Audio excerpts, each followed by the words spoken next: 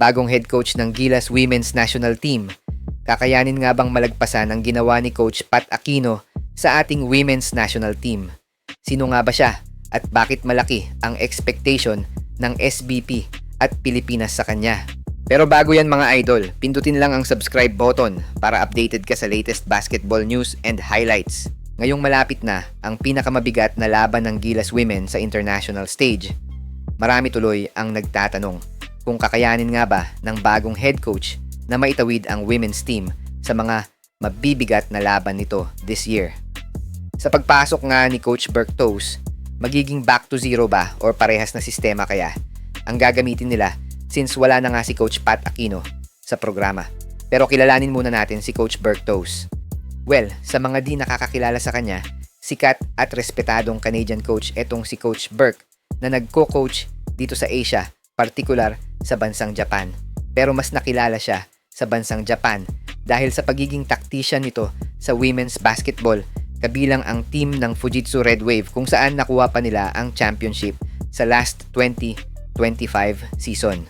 Sa loob nga ng 10 taon sa Japan, umabot na ng 5 championship ang nakuha niya sa parehas na team, dahilan para makuha niya ng 3 beses ang Coach of the Year award sa 5 championship na yon.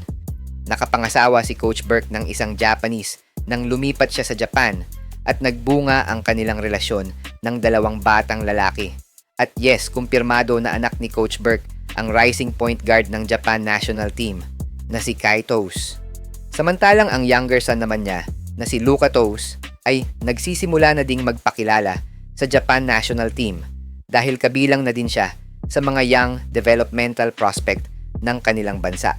Kaya sa kabila ng pagiging veteranong coach sa Japan, lalo na sa women's basketball, maituturing na qualified talaga itong si Coach Berk para imaniobra ang Gilas Women sa international stage. Kabilang nga sa expectation ng fans ay kung makakakuha nga ba sila ng panalo sa Canada, Mexico at Senegal.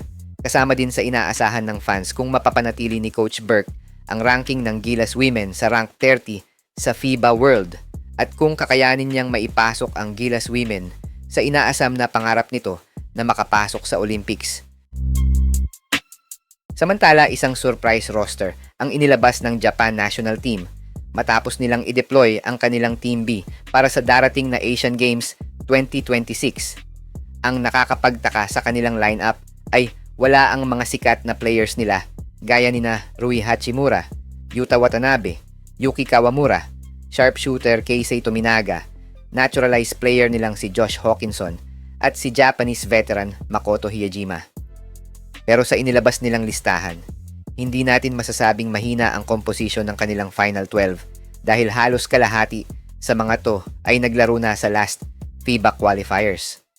Kabilang dyan ang kanilang naturalized player na si Alex Kirk na matagal-tagal nang tinutulungan ang Japan national team sa qualifiers kaya masasabi nating may laban ang Akatsuki Japan para sa gintong medalya ng Asiad.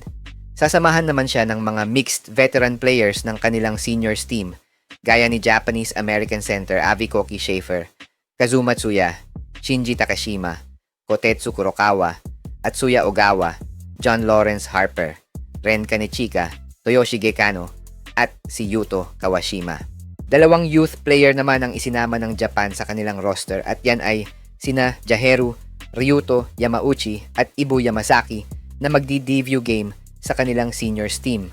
Wala pang malinaw na pahayag ang Japan kung bakit hindi Team A ang ilalaban nila sa Asiad pero may mga spekulasyon na ang Team A daw nila ay may sariling target para sa FIBA World Cup qualifiers. Hi guys! Kaya Kung naman naghahanap ka ng legit nila sa Gilas Asian Games. jerseys, marami Tingin nyo, mga tayong idol, partner stores ang contender ba nagbebenta ang niyan. Japan All you sa have this to do year's is Asian? i-click lang yung link sa gilid ng mga video at magpa-pop na yung mga stores sa gilid. Get yours now guys at huwag kalimutan mag-subscribe kay Overdrive Highlights.